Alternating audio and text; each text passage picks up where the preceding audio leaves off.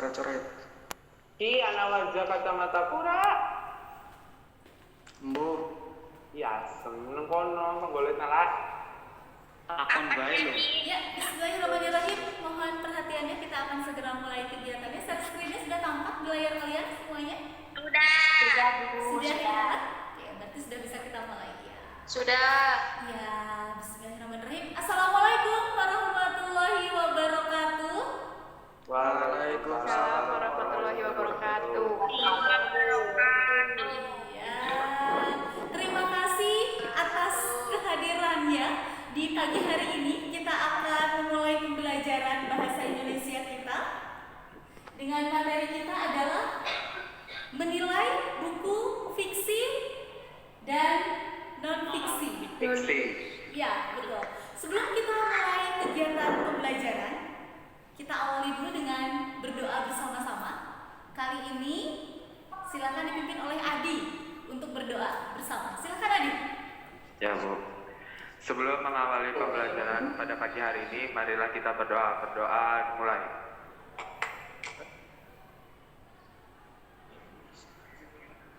Amin. Berdoa cukup diakhiri. Iya. Terima kasih Adi. Ya, Bu, sama-sama. Betul. Apa kabar semuanya hari ini? Sehat? Alhamdulillah. Alhamdulillah sehat. Alhamdulillah sehat. Walaupun sekarang cuacanya sedang menjelang ke musim hujan, penghujan, hujan setiap hari, setiap waktu. Kemudian juga ya jangan lupa kita virus COVID-19 juga masih ada di sekitar kita. Tetapi kita tidak boleh kalah dan tidak boleh menyerah. Kita harus tetap menunjukkan semangat kita. Kita harus tetap memiliki motivasi yang tinggi juga. Semoga semuanya selalu dapat menjaga protokol kesehatan dalam setiap kesempatan supaya kita tidak terjangkit COVID-19. Karena kegiatan pembelajaran daring seperti ini juga disebabkan oleh adanya virus itu kan. Maka dari itu kita harus menghindarinya tentunya. Sehat kan? Sehat. Sehat semuanya. Protokol kesehatan apa saja yang harus dilakukan untuk menghindari COVID-19? Mencuci tangan. Mencuci tangan sesering mungkin. Kemudian Jaga jarak. Pakai masker. menggunakan Masker. Kemudian apa lagi? Kalau kita berjalan harus atau tidak berada di lingkungan luar, Jaga jarak. menjaga jarak aman. Jangan lupa untuk selalu dilakukan ya seperti itu.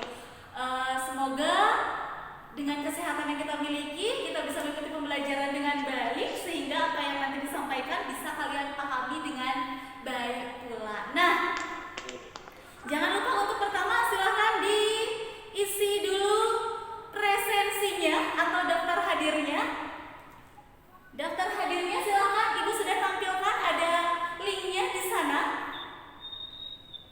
Bisa dilihat? Bisa. Nah, silakan masuk ke link daftar hadirnya seperti biasa menggunakan Google Form supaya Ibu bisa melihat kehadirannya. Tadi Ibu sudah cek kehadirannya sudah ada 34 orang. Berarti semuanya sudah hadir ya? Iya, Bu. Iya, terima kasih. Tetapi untuk pendataan tetap harus diisi Google Form-nya untuk daftar hadir. Bisa diakses? Bisa. Terima kasih. Jangan lupa untuk mengisinya. Kalau sudah diisi daftar hadirnya, kita akan simak dulu tujuan pembelajaran kita pada hari ini. Ini adalah tujuan pembelajaran kita dalam menilai buku fiksi dan non-fiksi. Yang pertama adalah nanti dalam pembelajaran kita akan menjelaskan ciri-ciri buku fiksi dan non-fiksi berdasarkan unsur pembentuknya. Ya, ada unsur pembentuk buku fiksi dan ada juga unsur pembentuk buku non-fiksi. Nanti kalian harus bisa menjelaskan masing-masing unsur dari masing-masing buku tersebut. Kemudian yang kedua, nanti kalian akan menentukan nilai-nilai yang terdapat dalam kumpulan cerpen. Nilai-nilai yang dimaksud itu adalah yang pertama ada nilai moral, kemudian ada nilai sosial, dan juga nilai budaya yang terdapat di dalam kumpulan cerpen. Dan kemudian juga pada non-fiksinya itu kita akan menilai nilai manfaat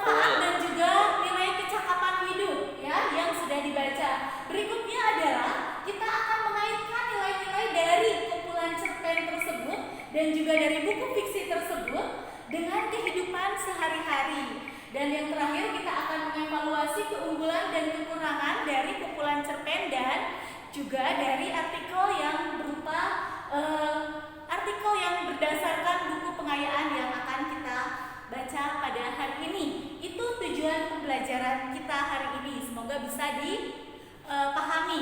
Dapat dipahami? Iya, terima kasih. Berikutnya, nah ini kita akan lakukan dulu apa? Pretest dulu, kita akan pretest dulu. Untuk apa kita pretest? Untuk mengetahui bagaimana kemampuan awal kalian sebelum kita melanjutkan pembelajaran. Tentu saja nanti dalam pretest ini akan ditanyakan pengetahuan seputar buku fiksi dan juga non fiksi. Silahkan diakses dulu pretestnya dan dikerjakan soal-soal yang ada di dalamnya. Silakan. Sekarang, Bu. Sekarang dibuka, bisa dibuka. Nah, Ibu sudah kirimkan terlebih dahulu linknya tadi melalui WA Group. Silahkan kalian akses.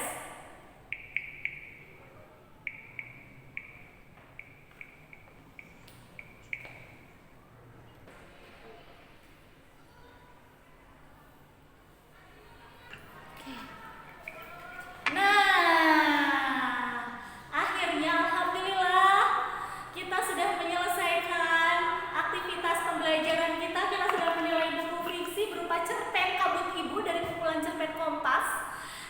Dan juga ada teks dari buku pengayaan. Nah, sekarang kita akan refleksikan kegiatan hari ini. Materi apa yang sudah dipahami setelah pembelajaran? Ada yang bisa menjawab? Menganalisis isi Menganalisis cerpen. apa? Data negara, cerita. Menganalisis baik itu. Oke, sudah bisa menganalisis sebagai tahapan dalam menilai buku fiksi dan buku non fiksi. Kemudian, apa yang belum dipahami? Ada yang masih belum dipahami? Nanti bisa les privat dengan siapa ya? Dengan Ajun. Ada yang masih belum dipahami atau sudah dipahami semuanya? Sudah? Sudah bisa? Hingga akhirnya sudah bisa menyimpulkan bagus atau tidaknya karya tersebut? Sudah bisa? Oh, keren. Yang terakhir, ada tidak manfaat yang diperoleh setelah mempelajari kegiatan menilai? Ada. Apa? Manfaatnya kita tahu bagaimana cara menganalisis sebuah Kita jadi tahu fisik, non-fiksi maupun fiksi.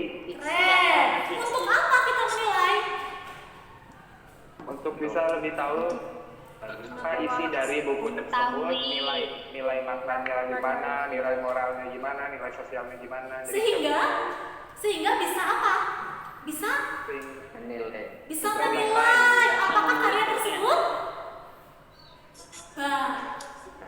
bagus atau kekurangan atau Jangan dan lebih.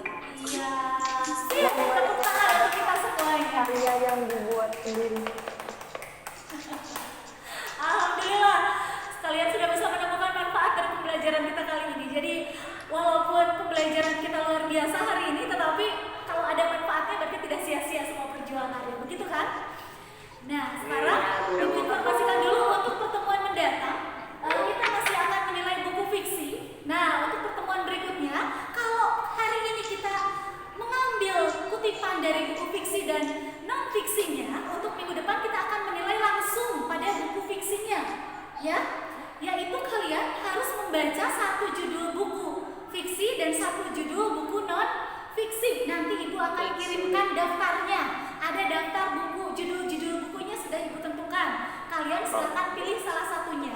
Kemudian kalian baca, kalian analisis unsur pembentuknya, dan kalian telaah nilai-nilai yang terdapat di dalamnya, hingga akhirnya kalian bisa menentukan keunggulan dan kelemahan buku tersebut untuk bisa menilai apakah buku itu bagus atau tidak. Tidak. Nah, hasilnya akan kita diskusikan pada minggu mendatang. Seperti itu. Pilih dulu bukunya. Hingga akhirnya minggu mendatang kita akan apa? Kita akan membuat laporan hasil diskusi bukunya. Itu yang akan kita buat pada minggu depan. Untuk hari ini sudah cukup sampai di sini. Terima kasih atas kehadirannya. Kita akhiri dengan berdoa bersama. Kali ini akan dipimpin doanya oleh, ada usulan? Oleh Bayu Eko. Bayu Eko, selamat pimpin doa.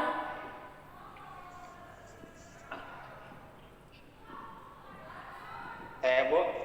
Betul. Saya menanti.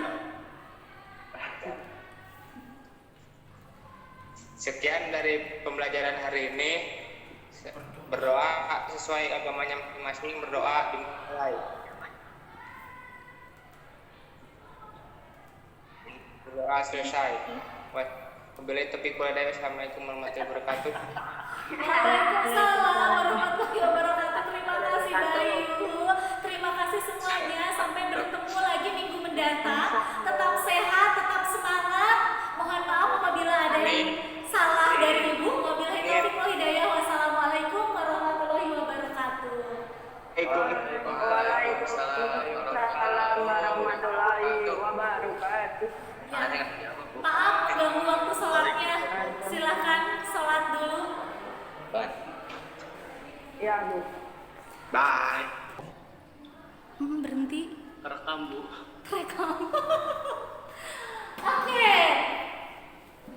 Bakalan nanti bisa digabung-gabungin sama yang tadi. Ya, alur sudah terpahami. Yang berikutnya maju sudah, mundur sudah. Kalau campuran yang bagaimana? Dari ada alur majunya, ada alur mundurnya. Ada alur majunya, ada alur mundurnya. Dicampur. Berarti di dalam satu cerita itu Nah, menggunakan kombinasi antara alur maju dan alur Dua alur. Dua-duanya digunakan. mundur. Menurut kalian, penulis itu lebih banyak menggunakan alur apa ketika mereka menulis cerita? Alur campuran. Alur campuran. Mengapa? Alur campuran. Mengapa? Karena agar membuat cerita lebih menarik yang pertama. Menarik. Terus Terus agar nggak si itu pembaca aja. juga nggak bosan. Gak bosan. Sama kayak seperti kita sedang bercerita. Terkadang cerita kita juga diselingi dengan cerita-cerita atau bumbu-bumbu masa lalu juga, ya kan? Ya, seperti itu. Menceritakan saat ini, kemudian kemarinnya lagi, baru cerita tentang besok. Biasanya seperti itu, kita kalau cerita suka loncat-loncat alurnya. Nah, ketika loncat-loncat itulah, secara tidak sadar, kita sudah menggunakan alur campuran. Sip, terpahamnya alur. Ini yang paling penting sebetulnya ketika kita memahami cerita. Berikutnya, apalagi ya? Nah, tokoh dan penokohan. Tokoh Ada dan tokoh penokohan. dan penokohan. Tokohnya sudah jelas, ada 3 jenis. Apa saja? Pro, an, dan Protagonis. protagonis, antagonis, Antagonis. Kalau Dan kalian, tritagonis. kalau kalian saat ini termasuk tokoh yang mana? Protagonis. Sri langsung protagonis. Antagonis. Ada tidak yang sekarang sedang antagonis? Henry. Sri juga biasanya akan berubah jadi antagonis kalau dia berhadapan dengan tokoh berikutnya, itu adiknya. Oh iya Bu. Oh iya, betul. Kalau sedang sama adik itu biasanya kita berubah jadi antagonis loh. Wah, mata melotot, wajah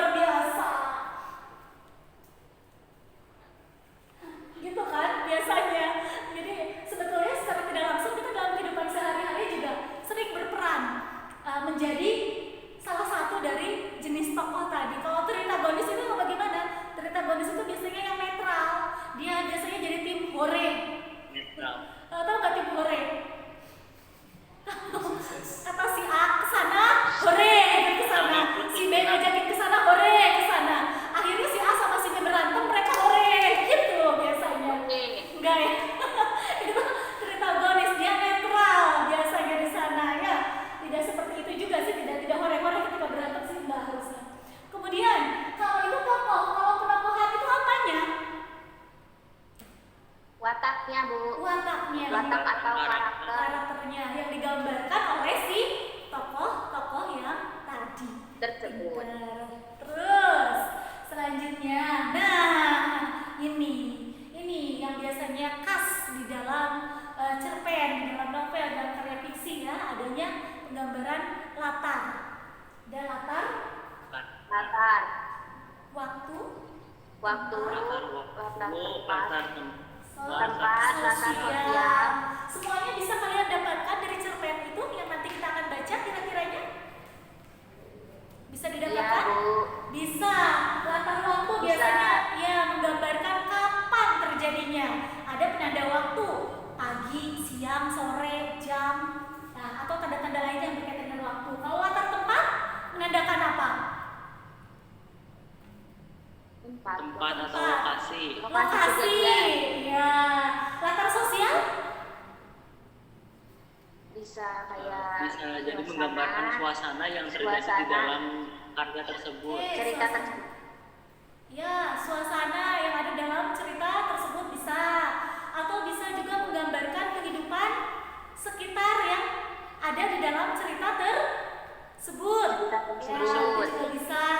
Nanti bisa dicari di dalam cerpen yang akan kita nilai hari ini. Berikutnya, sudut pandang. Ya, sudut pandang. Ini sudut pandang itu akan ditentukan atau kita lihat dari posisi di mana si pencerita itu berada dalam cerita itu, sebagai siapa dia, gitu kan? Ada berapa kemungkinan sudut pandang dalam satu cerita di sana? Ada? Dua. Ada dua. Dua. Kalau tidak Dua, sudut Bu. pandang orang Dua. pertama, maka kemungkinan yang kedua adalah sudut pandang orang Tiga. ketiga. Sudut pandang orang pertama biasanya ditandai dengan kata ganti apa? Aku. Aku. Aku. Aku. Berarti si pencerita itu menceritakan siapa? Dirinya aku, dirinya sendiri. Dirinya sendiri sebagai aku. Sebagai aku. Sebagai aku. Kalau orang ketiga ada yang Tokoh jadi orang utamanya, ketiga Bu. di sini. Oh, Kalau sudut iya. pandang orang ketiga, sudut pandang orang ketiga itu biasanya menceritakan siapa? Tokoh utamanya Si itu dia, Bu. dia, Bu, dia. menceritakan dia. Dia. Dia ditandai dengan kata dia, berarti menceritakan siapa? Menceritakan orang Orang Ketiga. lain. lain. Gitu. Lain. Khasnya kita kan gitu kalau lagi cerita, apalagi kalau lagi ngobrol sama teman, kalau nggak ngomongin diri sendiri lebih banyak ngomongin siapa? Dia. Dia. Lebih banyak ngomongin orang lain. Ada tidak ngomongin kamu? Jarang ya. Biasanya Enggak. kalau lagi ngumpul yang nggak ada Iya, jarang. yang diceritain. Ya itu budaya gibah Iya, yang Bu. harus ditinggalkan sebetulnya, tapi sangat mengasihkan. Astagfirullah. Ya, astagfirullah. Terpahami untuk sudut pandang? Stigma. Iya, Paham Bu. ya? Ya, berikutnya ini yang penting juga di dalam satu karya fiksi atau buku fiksi, yaitu adanya gaya bahasa. Ini khas karena gaya bahasa itu ditandai dengan penggunaan majas di dalamnya yang tidak boleh digunakan di dalam buku non fiksi. Nggak boleh dalam buku non fiksi itu kita menggunakan majas. Terima kasih kepada Bapak yang sudah berkenan memberikan apa ya, cinta yang mendalam kepada saya. Itu nggak boleh ada di dalam buku fiksi sebetulnya. Tapi kalau di dalam buku non fiksi, maksudnya kalau dalam buku fiksi boleh berkata-kata hiperbola sekalipun tidak masalah, ya kan?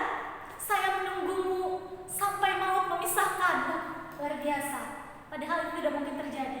Sebelum itu sudah berpaling kepada orang lain. Nah, itu gaya bahasa.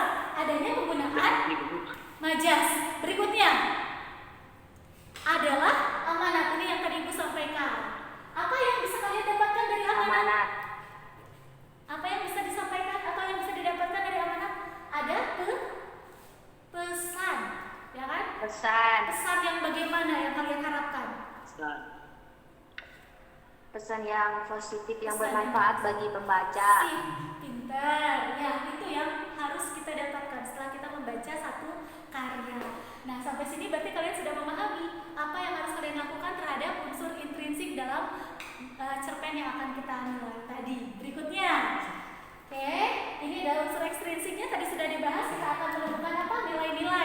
ya kan, berupa nilai agama, nilai sosial, nilai moral, ada nilai budaya dan juga nilai pendidikan. Ya, ini yang akan kita dapatkan dari unsur ekstrinsik pada satu cerpen. Ya, berikutnya ekstrinsik ini nilai-nilai yang dimaksudkan tadi. Nanti kita akan menganalisis ada atau tidak nilai-nilai ini di dalam cerpen tersebut. Sehingga akhirnya setelah kita menemukan ini, kita akan beralih pada buku non fiksi. Karena kalau yang tadi berarti kita sudah selesai tahapan untuk memahami unsurnya. Untuk buku non fiksi itu nanti kita akan mencari nilai-nilai yang berupa manfaat. Ada tidak manfaat yang didapatkan kalau sudah membaca buku fiksi tersebut? Kita akan mengambil satu buku pengayaan nanti. Kita akan ambil satu artikel di dalamnya, kemudian nanti kalian telaah ada tidak manfaat yang bisa didapatkan. Kemudian apakah ada nilai kecakapan hidup yang bisa kalian peroleh dari karya tersebut? Artinya apakah setelah membaca itu kalian mampu menambah keahlian dalam hidup kalian atau tidak? Seperti itu. Ya, hanya itu saja nilai-nilai yang kalian harus dapatkan dari buku non fiksi. Ya, kalau sudah dipahami tadi unsur-unsurnya, intrinsik dan ekstrinsik, fiksi dan non fiksinya, kita lanjut pada langkah-langkah dalam menilai buku fiksi dan non fiksi. Apa saja langkah-langkahnya? Fiksi. Ya, betul. Langkah-langkahnya harus bagaimana katanya? Oke, slide berikutnya silakan kita lihat lagi. Nah, ini langkah-langkah untuk menilai buku fiksi ya. Yang pertama katanya kita akan mengenali dulu identitasnya, kemudian kita nikmati. Dengan cara apa menikmatinya? Membaca. Kemudian setelah itu dipahami. Memahaminya dengan cara apa? Menganalisis unsur intrinsik dan ekstrinsik. Baru kemudian bisa menghargai. Menghargai itu dengan cara apa? Menilai keunggulan dan kelemahan cerita tersebut. Berdasarkan hasil analisis tadi ya kan tentunya. Nah, yang berikutnya kalau sudah didapatkan keunggulan, mengaplikasikan ya.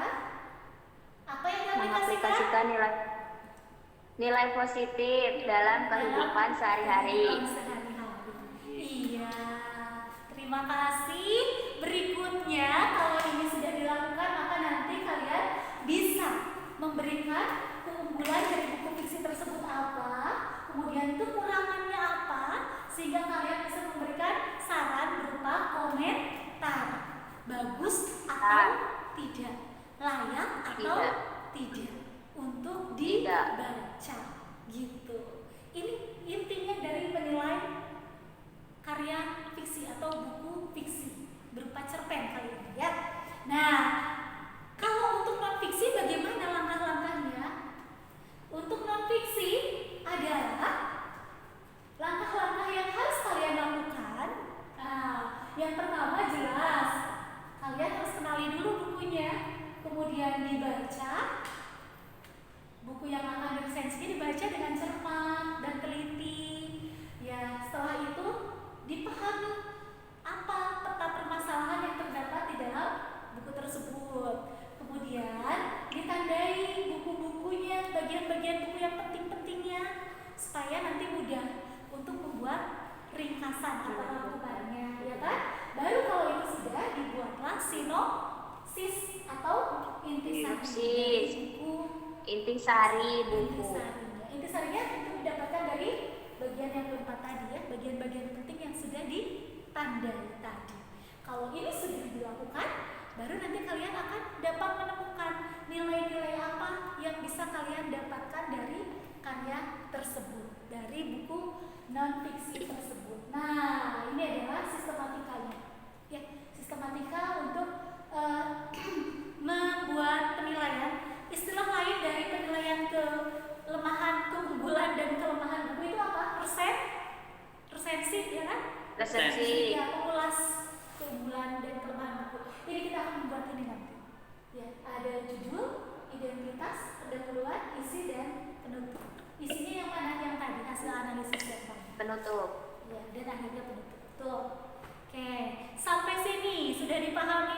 semuanya?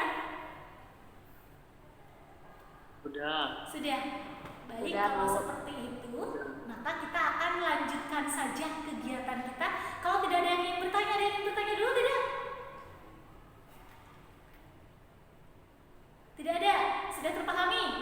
Kalau tidak ada, kita akan lanjutkan kegiatan kita pada kita akan praktikkan teori-teori yang tadi kita sampaikan pada kegiatan menilai cerpen yang Ibu ambil dari buku kumpulan cerpen dan juga artikel yang Ibu ambil dari buku pengayaan berdasarkan langkah-langkah yang sudah kita pelajari tadi. Silahkan kalian akses LKPD-nya dan kerjakan secara berkelompok sesuai dengan kelompok yang sudah kita tentukan sebelumnya. Kelompok yang biasa saja, kelompok bahasa Indonesia kita. Nanti masing-masing kelompok silakan masuk ke dalam room-room yang sudah disediakan untuk bekerja kelompok. Setelah itu kembali lagi ke room utama untuk mempresentasikan hasilnya. Terpahami? Paham. Paham? Ya, silakan. Kalau seperti itu, bersiap-siap untuk mengakses LKPD-nya masing-masing yang sudah Ibu bagikan melalui WhatsApp grup tentunya. Oke, Ibu akan masuk nanti ke kelompok-kelompok di mana kalian melaksanakan diskusi.